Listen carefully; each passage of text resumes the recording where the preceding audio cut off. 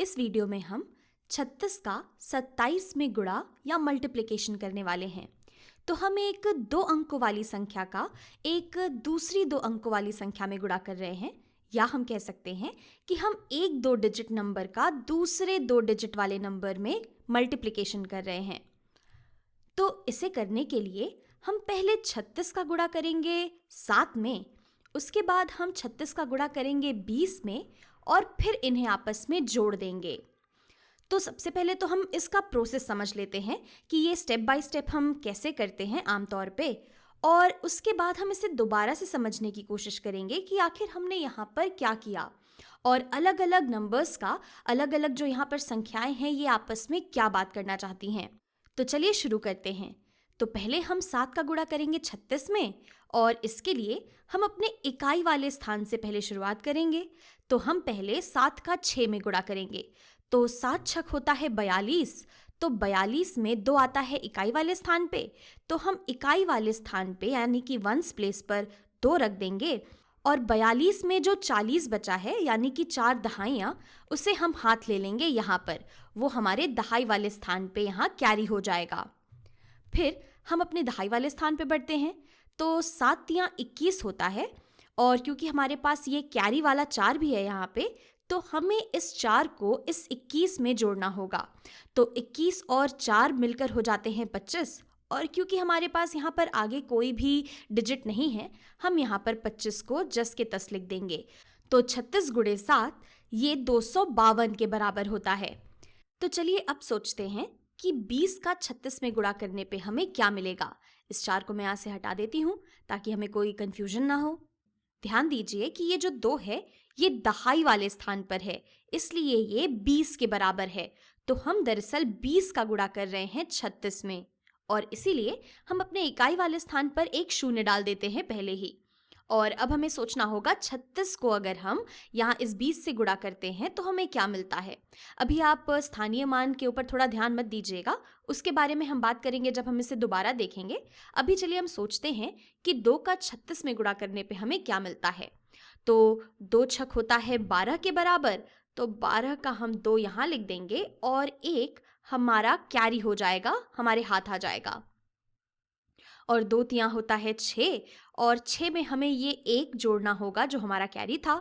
तो 2 तियाँ 6 प्लस 1 हो जाता है 7 के बराबर, यानी कि 36 गुणे 20 ये 720 के बराबर होता है। तो यहाँ पर हमें अब 36 गुणे 27 निकालने के लिए इन दोनों नंबर्स को जोड़ना होगा। तो चलिए इन्हें आपस में जोड़ देते हैं और देखते हैं हमें क्या मिलता है। तो 2 में 0 जोड़ने पे हमें 2 ही मिलता है, 5 में 2 जोड़ने पे हमें 7 मिल जाएगा, और 7 और 2 जोड़ने पे हमें मिलेगा 9, यानी कि 36 गुणे 27 972 के बराबर होता है। जरा सोचिएगा एक बार कि अगर हमने ये शून्य नहीं डाला होता यहाँ पे तो क्या होता। तो हमें 36 गुणे 20 72 के बराबर मिलता, जो कि सही नहीं होता। और यहाँ पर हमने यही किया है कि हमने 36 का पहले 7 में गुणा किया जिससे हमें 252 मिला, फिर हमने 36 का गुणा 20 में किया जिससे हमें 720 मिला, फिर इन दोनों को जोड़ने पे हमें 972 मिल गया, जो इन दोनों का गुणनफल है। तो मैं उम्मीद करती हूँ कि आपको ये जो गुणन का प्रोसेस है ये समझ आया होगा। अब चलिए थोड़ा सा इसे समझ लेते हैं एक दूसरे तरीके से कि आखिर यहाँ पर हो क्या रहा है, और ये जो हमारे नंबर्स हैं, ये जो संख्याएं हैं, ये आखिर क्या दर्शाती हैं। तो इसके लिए मैं इस गुणन को यहाँ दोबारा से लिख लूँगी, और अब चलिए इसे दोबारा से करते हैं। तो यहाँ पर हम पहले 36 का गुणा कर रहे हैं 7 में, यहाँ पर हम 36 का 7 से गुणा कर रहे हैं।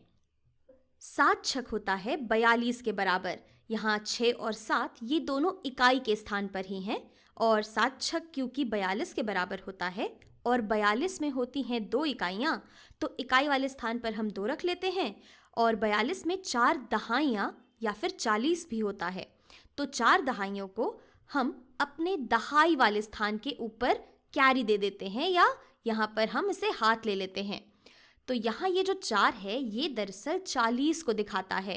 अब हम 7 का गुणा करते हैं यहाँ इस 3 में, ये जो 3 है ये दहाई के स्थान पर है, तो ये दरअसल 30 के बराबर है। तो 7 गुणे 30 ये 210 के बराबर होता है, और 210 में हमें अपनी 4 दहाइयाँ यानी कि 40 भी जोड़नी होंगी। तो 210 में 40 जोड़कर 250 हो जाते हैं। तो यहाँ पर 2 हमारे पास इकाई स्थान में पहले से था और हमें इसमें 250 और जोड़ना है। तो 250 और 2 ये जुड़कर 252 हो जाते हैं। यहाँ 2 पहले से इकाई स्थान पर था और हमने यहाँ सैकड़े के स्थान पर 2 और यहाँ दहाई के स्थान पर 5 लिख दिया और ये पूरी संख्या ये 252 हो गई, जो कि 36 गुणे 7 के बराबर है।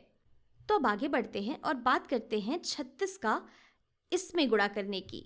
तो ये जो 2 है ये दहाई के स्थान पर है, यानी कि ये 20 के बराबर है। तो हमें 20 का गुणा करना है 36 में। तो 20 गुणे 6 ये 120 के बराबर होता है। तो 120 में 100 है और 2 दहाइयाँ हैं। 2 दहाइयों को हम दहाई या फिर टेंस वाले प्लेस पर रख सकते हैं।